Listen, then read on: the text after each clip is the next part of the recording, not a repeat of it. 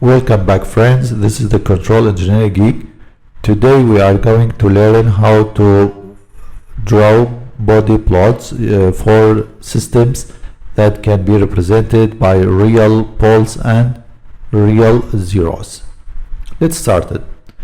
So if we have a system that has a single zero, stable single zero, this can be or the frequency response can be plotted by two parts. The first part is the magnitude. The magnitude here has two portions. One portion starts from frequency that are close to zero until the break frequency. The value of the magnitude will be zero. After that, it will have a magnitude that represented by the line that has a slope of plus 20 decibel per decade. This is the plot here are drawn after normalization. Normalization, we're gonna learn it when we use a concrete example. For the face has three portions. You take the break frequency here and divide it by 10, so it will be 1 decade before the break frequency, and multiply by 10, so it will be 1 decade after the break frequency. So before the 1 decade before the break frequency, the angle will be 0, okay, for low frequencies until the until 1 decade before the break frequency.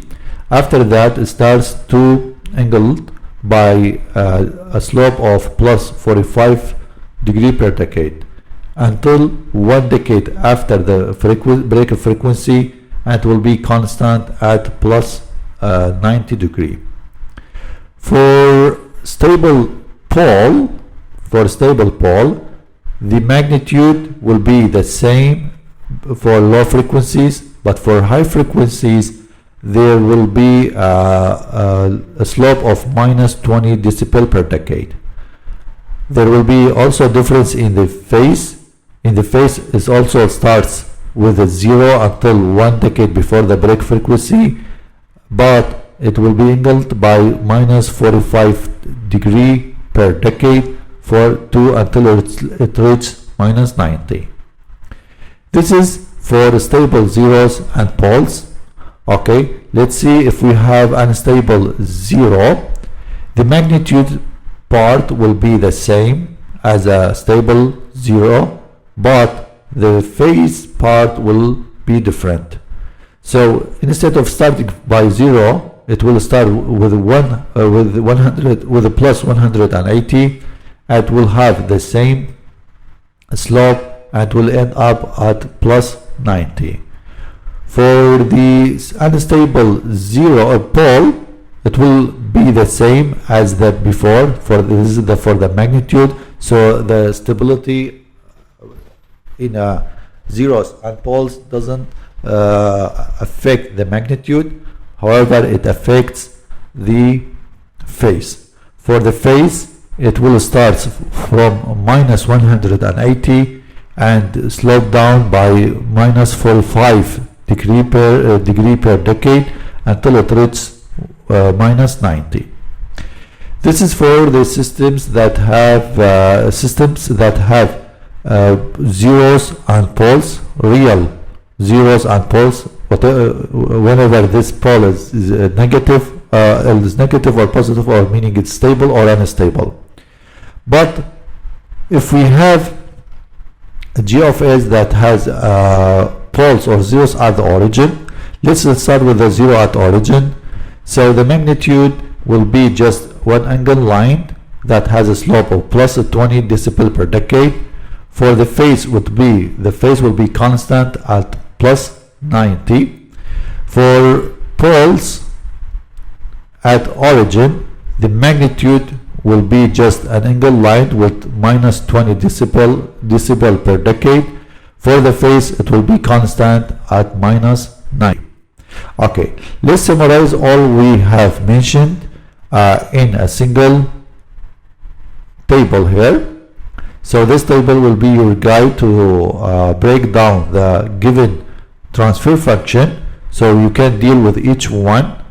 So if you have faced pole or zero at origin, you know it will be just a line with a slope of plus 20. It doesn't have a break frequency. The angle will be constant at plus 90. However, if you have a pole at zero, the magnitude will be just minus 20 decibel per decade, aligned with this slope. It doesn't have a break frequency either. However, the angle will be at minus 90 for all frequencies.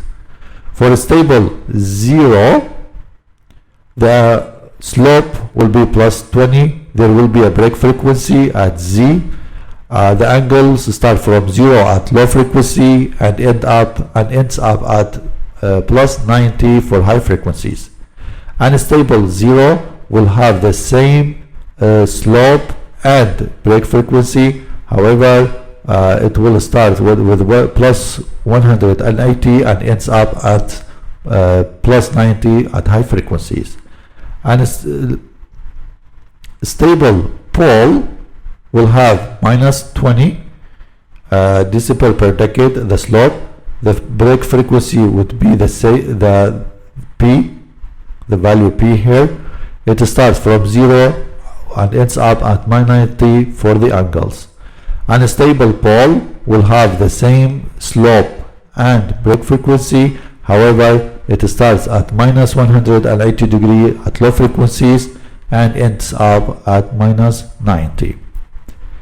This table is useful when you draw a Bode plot.